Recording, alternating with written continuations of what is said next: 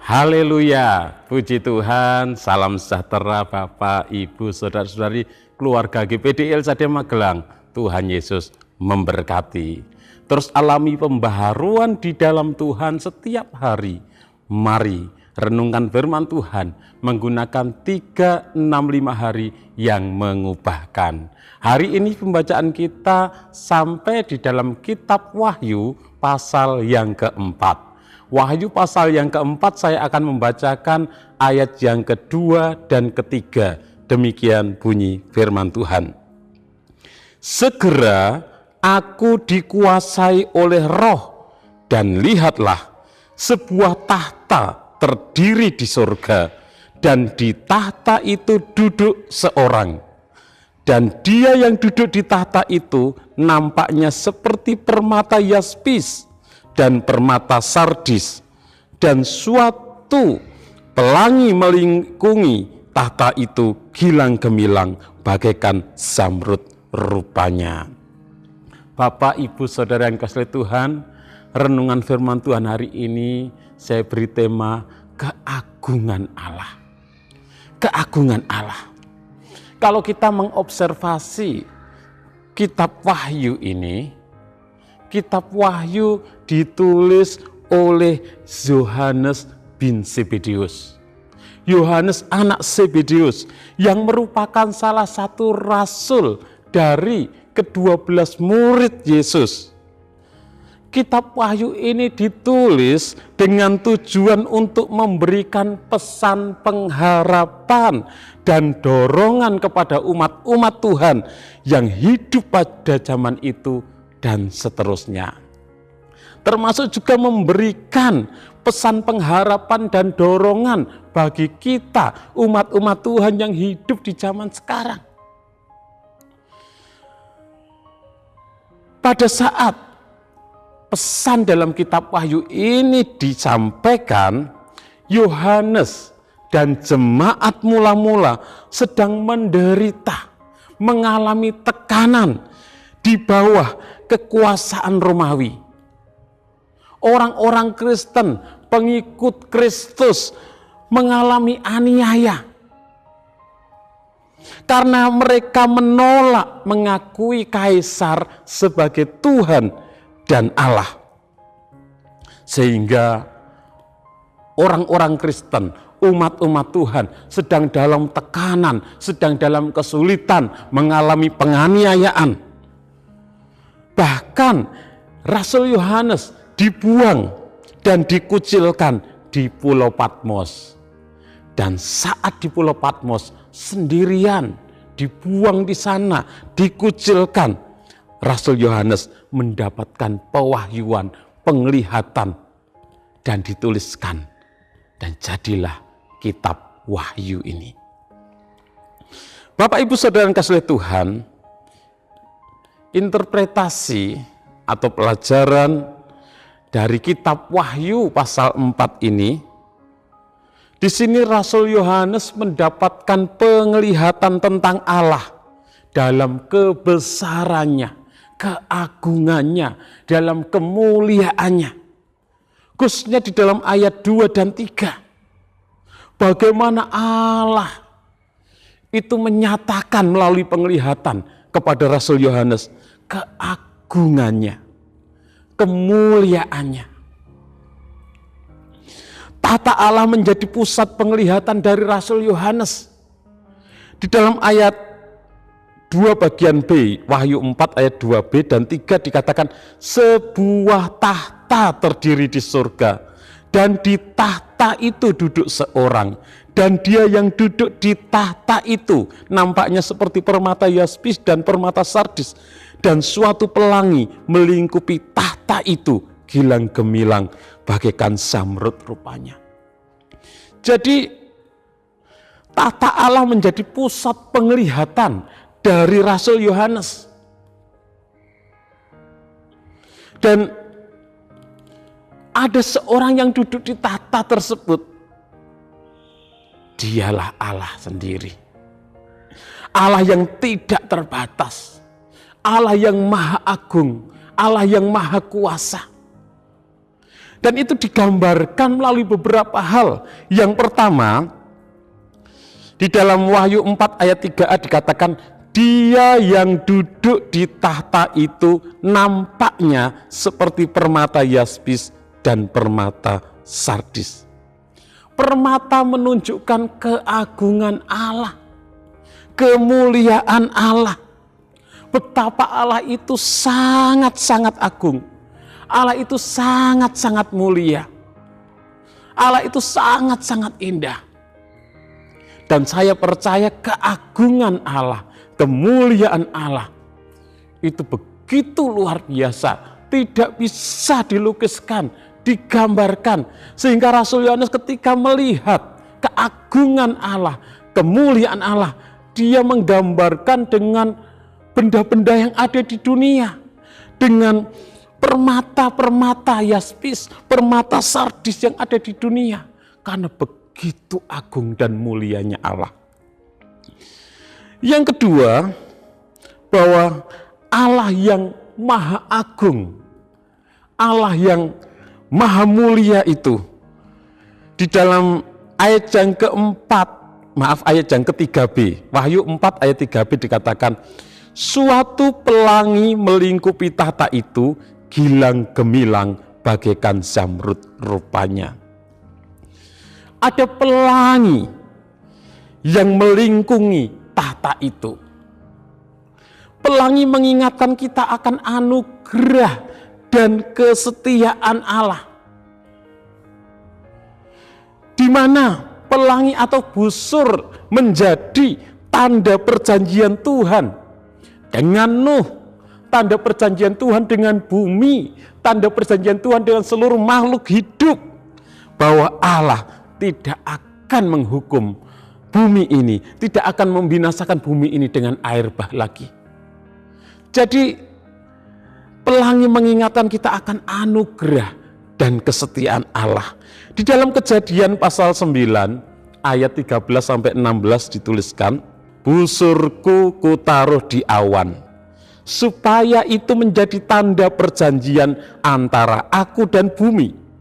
Apabila ku datangkan awan di atas bumi dan busur itu nampak di awan, maka aku akan mengingat perjanjianku yang telah ada antara aku dan kamu serta segala makhluk yang hidup, segala yang bernyawa, sehingga segenap air tidak lagi menjadi air bah untuk memusnahkan segala yang hidup.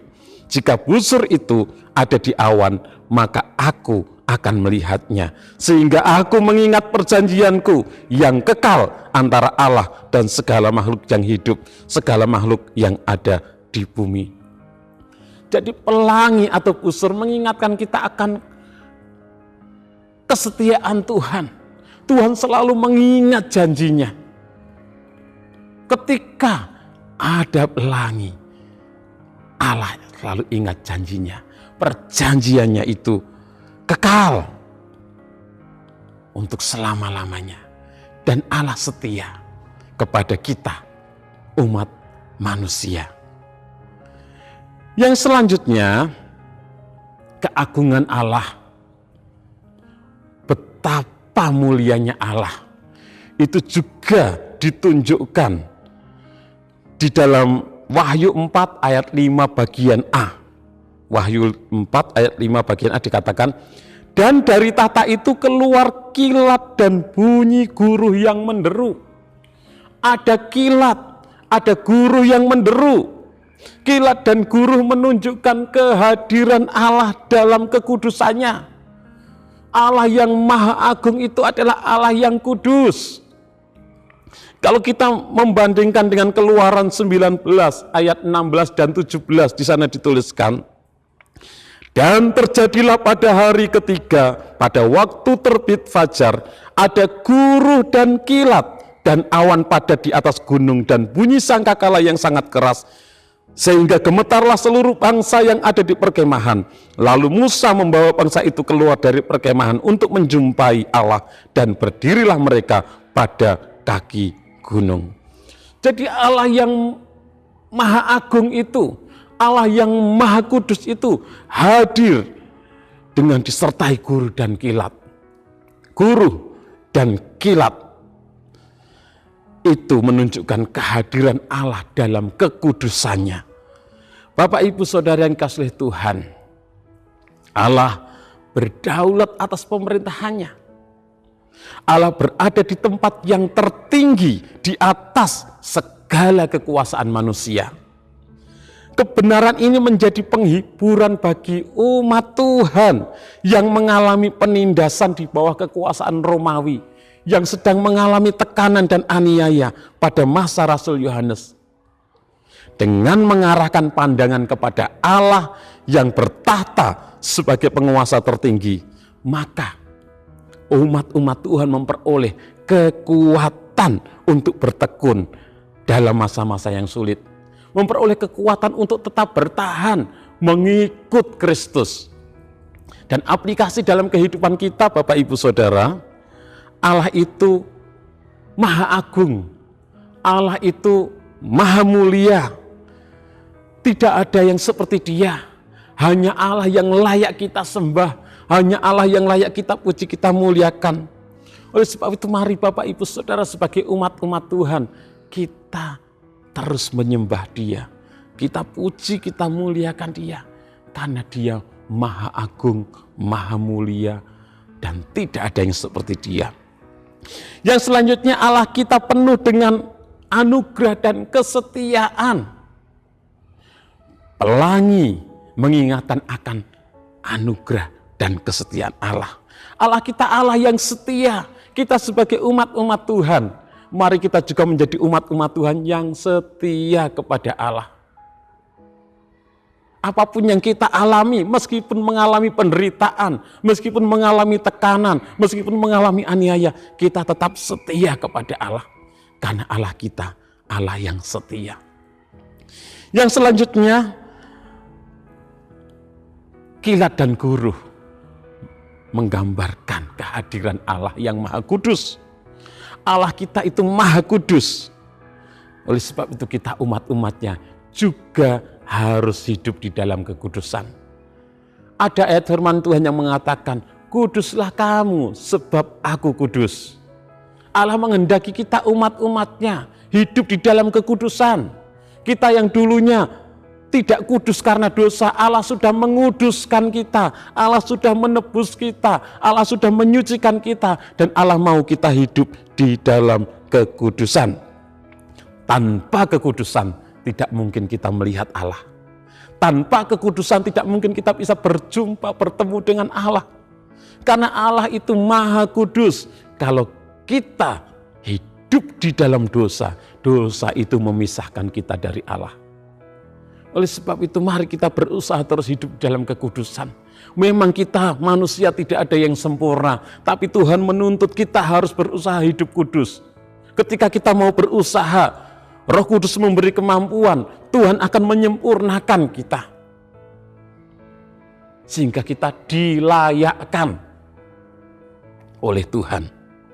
Mari jaga hidup tetap kudus, baik perkataan kita, pikiran kita, tindakan kita, sehingga suatu saat kita bisa berjumpa dengan Allah. Kita bisa melihat Allah.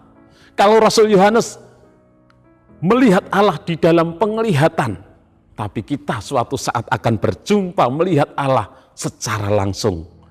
Hiduplah di dalam kekudusan karena Allah Maha Kudus. Allah Maha Agung. Keagungan Allah begitu luar biasa, begitu dahsyat. Tuhan Yesus memberkati. Terima kasih kepada Bapak Ibu Saudara yang sudah dengan setia mengikuti Renungan 79. Kiranya dapat menjadi berkat bagi kita semuanya.